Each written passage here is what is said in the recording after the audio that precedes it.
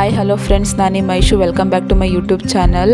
ಇವತ್ತು ನಾನು ಹೋಟೆಲಲ್ಲಿ ಮಾಡುವಂತಹ ಮಸಾಲೆ ದೋಸೆನ ಹೇಗೆ ಈಸಿಯಾಗಿ ಹಾಗೆ ಅಷ್ಟೇ ಟೇಸ್ಟಿಯಾಗಿ ಮನೇಲಿನೇ ಹೇಗೆ ಮಾಡ್ಬೋದು ಅಂತ ತೋರಿಸ್ಕೊಡ್ತಾ ಇದ್ದೀನಿ. ಯಾರೆಲ್ಲ ಇನ್ನೂ ಸಬ್ಸ್ಕ್ರೈಬ್ ಮಾಡಿದೆ ನನ್ನ ವೀಡಿಯೋನ ನೋಡ್ತಾ ಇದ್ದಾರೆ, ಬೇಗ ಹೋಗಿ ಸಬ್ಸ್ಕ್ರೈಬ್ ಮಾಡ್ಕೊ ಬನ್ನಿ ಅಂತ ಹೇಳ್ತಾ, ಹಾಗಿದ್ರೆ ಇನ್ನೂ ಯಾಕೆ ವೇಟ್ ಮಾಡೋದು, ಬೇಗ ಮಸಾಲೆ ದೋಸೆನ ಹೇಗೆ ಮಾಡೋದು ಅಂತ ನೋಡ್ಕೊಂಡು ಬರೋಣ. ನೋಡಿ, ಇಲ್ಲಿ ಒಂದು ಪಾತ್ರೆನ ತೊಗೊಂಡು ನಾನು ಈ ಒಂದು ಕಪ್ಪಲ್ಲಿ 2 ಕಪ್ ಆಗುವಷ್ಟು ರೇಷನ್ ಅಕ್ಕಿನ ತೊಗೊಂಡಿದ್ದೀನಿ. ನಿಮ್ಮ ಹತ್ರ ಯಾವ ಅಕ್ಕಿ ಇದೆ ಅದನ್ನೇ ತಗೊಳ್ಳಿ. ಬಟ್ ಈ ಇಡ್ಲಿ ದೋಸೆಗೆಲ್ಲ ರೇಷನ್ ಅಕ್ಕಿಲೇ ತುಂಬ ಚೆನ್ನಾಗಿ ಬರುತ್ತೆ. ಸೊ ನಾನು ಅದಕ್ಕೋಸ್ಕರ ರೇಷನ್ ಅಕ್ಕಿನೇ ತೊಗೊಂಡಿದ್ದೀನಿ. ನಿಮ್ಮ ಹತ್ರ ಯಾವುದಿದೆ ಅದನ್ನೇ ತೊಗೊಳ್ಳಿ. 2 ಕಪ್ ಆಗುವಷ್ಟು ರೇಷನ್ ಅಕ್ಕಿನ ತೊಗೊಂಡು ನಾನು ಅಕ್ಕಿ ತೊಗೊಂಡಿದ್ನಲ್ವ ಅದೇ ಕಪ್ಪಲ್ಲಿ ಅರ್ಧ ಕಪ್ಪಷ್ಟು ಉದ್ದಿನ ಬೇಳೆನ ತೊಗೊಂಡಿದ್ದೀನಿ. ನೋಡಿ, ಈ ಒಂದು ಅಳತೆಲೇ ತೊಗೊಳ್ಳಿ. ಹಾಗೆ ಅದೇ ಕಪ್ಪಲ್ಲಿ ಒಂದು 1/4 ಕಪ್ಪಷ್ಟು ಕಡಲೆಬೇಳೆನೂ ಕೂಡ ನಾನು ತೊಗೊಂಡಿದ್ದೀನಿ. ಹಾಗೆ ಒಂದು ಟೇಬಲ್ ಸ್ಪೂನಷ್ಟು ಮೆಂತ್ಯಕಾಳು ಕೂಡ ನಾನಿಲ್ಲಿ ತೊಗೊಂಡಿದ್ದೀನಿ. ಅದನ್ನು ಕೂಡ ಅದಕ್ಕೆ ಆ್ಯಡ್ ಮಾಡ್ಕೊಳ್ಳಿ. ಸೊ ಮೆಂತ್ಯಕಾಳು ಹಾಕೋದ್ರಿಂದ ದೋಸೆ ತುಂಬ ಕ್ರಿಸ್ಪಿಯಾಗಿ ಬರುತ್ತೆ. ಮೆಂತ್ಯಕಾಳನ್ನು ಜಾಸ್ತಿ ಹಾಕ್ಕೊಳ್ಬೇಡಿ, ಕಹಿ ಆಗಿಬಿಡುತ್ತೆ. ನಾನು ಏನು ತೋರಿಸಿದ್ದೀನಲ್ವ ಅದೇ ಅಳತೆಲಿ ಹಾಕ್ಕೊಳ್ಳಿ.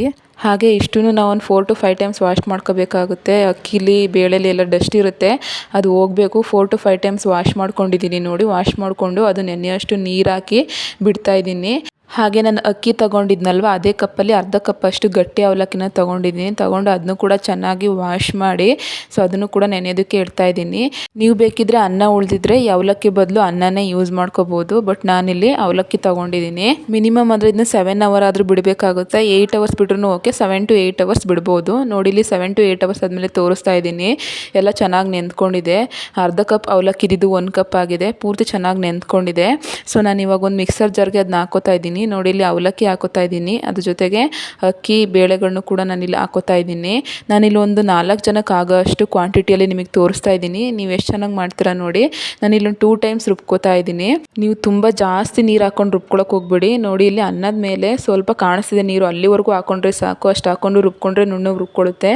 ಜಾಸ್ತಿ ನೀವು ನೀರು ಹಾಕಿದರೆ ಅದು ನುಣ್ಣಗೆ ರುಬ್ಬಲ್ಲ, ತರಿ ಥರ ಆಗಿಬಿಡುತ್ತೆ. ಸೊ ಅದಕ್ಕೋಸ್ಕರ ಅಷ್ಟು ನೀರು ಹಾಕ್ಕೊಂಡು ನೋಡಿ, ಈ ಥರ ನುಣ್ಣಗೆ ಬರಬೇಕು. ಈ ಥರ ನುಣ್ಣಗೆ ಬಂದರೆ ಮಸಾಲೆ ದೋಸೆ ತುಂಬ ಕ್ರಿಸ್ಪಿಯಾಗಿ ಬರುತ್ತೆ. ಸೊ ಈ ಥರನೇ ನುಣ್ಣಗೆ ನೀವು ರುಬ್ಕೊಳ್ಳಿ, ತರಿಯಾಗಿ ರುಬ್ಕೋಬೇಡಿ. ನಾನು ರುಬ್ಕೊಂಡು ಒಂದು ದೊಡ್ಡ ಪಾತ್ರೆಗೆ ಹಾಕೋತಾ ಇದ್ದೀನಿ. ನೀವು ಆದಷ್ಟು ದೊಡ್ಡ ಪಾತ್ರೆನೇ ತೊಗೊಂಡು ಅದಕ್ಕೆ ಸೇರಿಸ್ಕೊಳ್ಳಿ.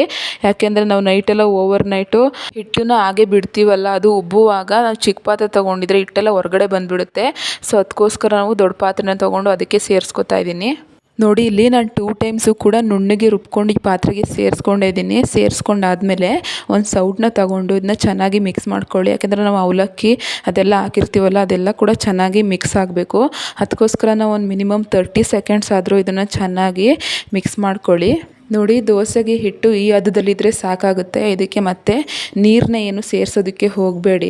ಇಷ್ಟಾದಮೇಲೆ ಆ ಪಾತ್ರೆ ಮೇಲೆ ಒಂದು ಪ್ಲೇಟ್ನ ಕ್ಲೋಸ್ ಮಾಡಿ ಅದ್ರ ಮೇಲೆ ಒಂದು ಕುಟಾಣಿ ಕಲ್ಲನ್ನ ನಾನು ಇಡ್ತಾ ಇದ್ದೀನಿ. ನಿಮ್ಮ ಹತ್ರ ಯಾವ್ದು ಭಾರವಾದ ವಸ್ತು ಇದೆ ಅದನ್ನೇ ಇಡಿ, ಅಥವಾ ಕುಟಾಣಿ ಕಲ್ಲಿದ್ದರೆ ಇದನ್ನೇ ಇಡಿ. ಯಾಕೆಂದರೆ ಅಲ್ಲಿ ಗಾಳಿ ಆಡಬಾರ್ದು. ಗಾಳಿ ಆಡದೇ ಇರೋದ್ರಿಂದ ಹಿಟ್ಟು ಚೆನ್ನಾಗಿ ಉಬ್ಬಿ ಬರುತ್ತೆ. ನೋಡಿ, ಇಲ್ಲಿ ನಾನು ಬೆಳಗ್ಗೆ ಒಂದು 8 ಗಂಟೆಗೆ ತೋರಿಸ್ತಾ ಇದ್ದೀನಿ ಹಿಟ್ಟು ಎಷ್ಟು ಚೆನ್ನಾಗಿ ಉಬ್ಬಿ ಬಂದಿದೆ ಅಂತ. ಹಿಟ್ಟು ಎಷ್ಟು ಚೆನ್ನಾಗಿ ಉಬ್ಬಿ ಬರುತ್ತೋ ಅಷ್ಟೇ ಕ್ರಿಸ್ಪಿಯಾಗಿ ದೋಸೆ ಕೂಡ ಬರುತ್ತೆ. ನೋಡಿ, ಇಲ್ಲಿ ತೋರಿಸ್ತಾ ಇದ್ದೀನಿ ಎಷ್ಟು ಸೂಪರಾಗಿ ಹಿಟ್ಟು ಉಬ್ಬಿ ಬಂದಿದೆ ಅಂತ. ಸೊ ಇದೇ ಒಂದು ಪ್ರೊಸೀಜರ್ನ ನೀವು ಕೂಡ ಫಾಲೋ ಮಾಡಿ. ನಾನಿಲ್ಲಿ ಹಿಟ್ಟಿಗೆ ಈಗ 1 ಟೇಬಲ್ ಸ್ಪೂನಷ್ಟು ಉಪ್ಪು ಹಾಗೆ ಒಂದು 2 ಟೇಬಲ್ ಸ್ಪೂನಷ್ಟು ಸಕ್ಕರೆನ ಸೇರಿಸ್ತಾ ಇದ್ದೀನಿ. ಸಕ್ಕರೆನ ಸೇರಿಸೋದ್ರಿಂದ ಇದು ಒಂದು ದೋಸೆಗೆ ಒಂದು ಒಳ್ಳೆ ಕಲರ್ನ ಕೊಡುತ್ತೆ. ಸೊ ನೀವು ಕೂಡ ಸೇರಿಸ್ಬಿಟ್ಟು ನೋಡಿ, ಈ ಟಿಪ್ಸ್ನ ಫಾಲೋ ಮಾಡಿ. ದೋಸೆ ಮಸಾಲೆ ದೋಸೆ ಎಷ್ಟು ಕಲರ್ಫುಲ್ಲಾಗಿ ಬರುತ್ತೆ ಅಂತ ನಿಮಗೂ ಗೊತ್ತಾಗುತ್ತೆ. ಉಪ್ಪು ಮತ್ತು ಸಕ್ಕರೆನ ಹಾಕಿದ್ದಾದಮೇಲೆ ದೋಸೆ ಹಿಟ್ಟನ್ನ ಚೆನ್ನಾಗಿ ಮಿಕ್ಸ್ ಮಾಡ್ಕೊಳ್ಳಿ. ಸೊ ಮಿಕ್ಸ್ ಆಗಿ ಆದಮೇಲೆ ನಾನಿಲ್ಲಿ ನೋಡಿ ಒಂದು ತವನ ಕಾಯೋದಕ್ಕೆ ಇಟ್ಕೊಂಡಿದ್ದೀನಿ. ಕಾಯೋದಕ್ಕೆ ಇಟ್ಕೊಂಡು ಸ್ವಲ್ಪ ನೀರನ್ನ ಚಿಮುಕ್ಸ್ತಾ ಇದ್ದೀನಿ. ತುಂಬ ಕಾಯ್ದಿರುತ್ತಲ್ವ ತವ, ಅದಕ್ಕೋಸ್ಕರ ಸ್ವಲ್ಪ ನೀರನ್ನ ಚಿಮ್ಮಿಸಿ ದೋಸೆನ ಹಾಕ್ಕೊಳ್ಳಿ. ಆವಾಗ ದೋಸೆ ತಳ ಹಿಡಿಯೋದಿಲ್ಲ. ನೋಡಿ, ಇಲ್ಲಿ ಚೆನ್ನಾಗಿ ಇದೇ ರೀತಿ ನಾನು ತೋರಿಸ್ತಿರೋ ಪ್ರೊಸೀಜರಲ್ಲೇ ನೀವು ದೋಸೆನ ಚೆನ್ನಾಗಿ ಸ್ಪ್ರೆಡ್ ಮಾಡ್ಕೊಳ್ಳಿ ತವಾಗೆ. ನೋಡಿ, ಇಲ್ಲಿ ಸ್ಪ್ರೆಡ್ ಮಾಡ್ಕೊಂಡಿದ್ದೀನಿ. ಸ್ಪ್ರೆಡ್ ಮಾಡ್ಕೊಂಡಾದ್ಮೇಲೆ ಇದ್ರ ಮೇಲೆ ಸ್ವಲ್ಪ ಆಯಿಲ್ನ, ಅಡುಗೆ ಎಣ್ಣೆನ ಹಾಕಿ ಸವರ್ತಾ ಇದ್ದೀನಿ. ನಿಮ್ಮ ಹತ್ರ ಯಾವುದಿದೆ ಅದು ಬೆಣ್ಣೆ, ತುಪ್ಪ, ಅಡುಗೆ ಎಣ್ಣೆ ಯಾವುದಾದ್ರೂ ಈ ಥರ ಸವರ್ಕೊಳ್ಳಿ. ಸವರಾದ್ಮೇಲೆ ಸೊ ಅದ್ರ ಮೇಲೆ ಒಂದು ಲಿಡ್ನ ಕ್ಲೋಸ್ ಮಾಡ್ತಾ ಇದ್ದೀನಿ. ದೋಸೆ ಮೇಲ್ಭಾಗ ಚೆನ್ನಾಗಿ ಬೇಯಬೇಕಲ್ವ, ಅದಕ್ಕೋಸ್ಕರ ಈ ಥರ ಲಿಡ್ನ ಕ್ಲೋಸ್ ಮಾಡಿ ಒಂದು 30 ಸೆಕೆಂಡ್ ಆದರೂ ಬಿಟ್ಟು ತೆಗೀರಿ. ತೆಗೆದಾದ್ಮೇಲೆ ನೋಡಿ, ದೋಸೆ ಈ ಥರ ಬೆಂದಿರುತ್ತೆ. ಅದು ಇನ್ನೂ ಬೇಯಬೇಕು, ಕಲರ್ ಚೇಂಜ್ ಆಗ್ತಾಯಿದೆ ನೋಡಿ. ನೋಡಿ ಕಲರ್ ಚೇಂಜ್ ಆಗಿದೆ, ದೋಸೆ ಕೂಡ ಚೆನ್ನಾಗಿ ಬೆಂದ್ಕೊಂಡಿದೆ. ಮಸಾಲೆ ದೋಸೆಗೆ ಈ ರೀತಿ ಕಲರ್ ಬಂದ್ರೇ ಅದು ಮಸಾಲೆ ದೋಸೆ ಅಂತ ಅನ್ಸ್ಕೊಳ್ಳೋದು. ಸೊ ಅದಕ್ಕೋಸ್ಕರ ಚೆನ್ನಾಗಿ ಬೇಯಿಸ್ಕೊಂಡು ನೋಡಿ ನಾನು ಈ ಥರ ತಗೊಳ್ತಾ ಇದ್ದೀನಿ. ನೀವು ಬೇಕಾದರೆ ಅದ್ರ ಮಧ್ಯೆ ಆಲೂಗಡ್ಡೆ ಪಲ್ಯ ಕೂಡ ಸೇರಿಸ್ಕೊಂಡು ಅದನ್ನ ಈ ಥರ ಶೇಪಲ್ಲಿ ನೀವು ತಗೋಬಹುದು. ನೋಡಿ ಇಲ್ಲಿ super crispy hotel style masala dosa ರೆಡಿಯಾಗಿದೆ. ಸೊ ಹಾಗೆ ನಾನು ಇನ್ನೊಂದು ದೋಸೆ ಕೂಡ ಹಾಕಿ ನಿಮಗೆ ತೋರಿಸ್ತಾ ಇದ್ದೀನಿ. ಇದನ್ನು ಕೂಡ ಸೇಮ್ ಮೊದಲಿಗೆ ಹಾಕ್ಕೊಂಡ್ರೆ ಅದೇ ಥರ ನೀಟಾಗಿ ಸ್ಪ್ರೆಡ್ ಮಾಡ್ಕೊಳ್ಳಿ. ತವಾಗೆ ಸ್ಪ್ರೆಡ್ ಮಾಡ್ಕೊಂಡಾದ್ಮೇಲೆ ಇದಕ್ಕೂ ಕೂಡ ನಾನು ಆಯಿಲ್ನ ಸವರ್ತಾ ಇದ್ದೀನಿ. ಸವರ್ಕೊಂಡಾದ್ಮೇಲೆ ಇದ್ರ ಮೇಲೆ ನಾನು ಲಿಡ್ ಕ್ಲೋಸ್ ಮಾಡಿ ಬಿಟ್ಟು ತೆಗೆದಿದ್ದೀನಿ. ಬಟ್ ಅದು ವಿಡಿಯೋ ನಾನು ಹಾಕಿಲ್ಲ, ನಿಮಗೆ ಇನ್ನೊಂದು ತೋರಿಸೋದನ್ನ ಜಸ್ಟ್ ಹಾಗೆ ತೋರಿಸ್ತಾ ಇದ್ದೀನಿ. ಇದು ನೋಡಿ ಇದ್ರ ಮೇಲೆ ನಾನು ನೀಟಾಗಿ ಎಣ್ಣೆ ಸವರಿಕೊಂಡು ಬಿಟ್ಟಿದ್ದೀನಿ. ಸೊ ಅದು ಕೂಡ ನೋಡಿ ಚೆನ್ನಾಗಿ ಬೆಂದ್ಕೊಂಡಿದೆ, ಕಲರ್ ಚೇಂಜ್ ಆಗ್ತಿದೆ, ನಿಮಗೆ ಕಾಣಿಸ್ತಾ ಇರ್ಬೋದು.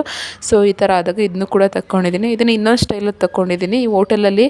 ಸೊ ಆ ಪ್ರೊಸೀಜರ್ ಜೊತೆಗೆ ಈ ಥರ ಶೇಪಲ್ಲೂ ಕೂಡ ತೆಗಿತಾರೆ, ಆ ಥರನೂ ನಿಮಗೆ ತೋರಿಸ್ತಾ ಇದ್ದೀನಿ. ನಿಮಗೆ ಯಾವ ಥರ ಬೇಕೋ ಆ ಥರ ನೀವು ತಗೋಬೋದು. ನೀವು ಕೂಡ ನಾನು ಹೇಳ್ಕೊಟ್ಟಿದ್ದೀನಲ್ಲ ಅದೇ ಪ್ರೊಸೀಜರ್ಲಿ ಅದೇ ಅಳತೆಯಲ್ಲಿ ಟ್ರೈ ಮಾಡಿ. ನಿಮಗೂ ಕೂಡ ಮಸಾಲೆ ದೋಸೆ ಇಷ್ಟೇ ಪರ್ಫೆಕ್ಟಾಗಿ ಬರುತ್ತೆ.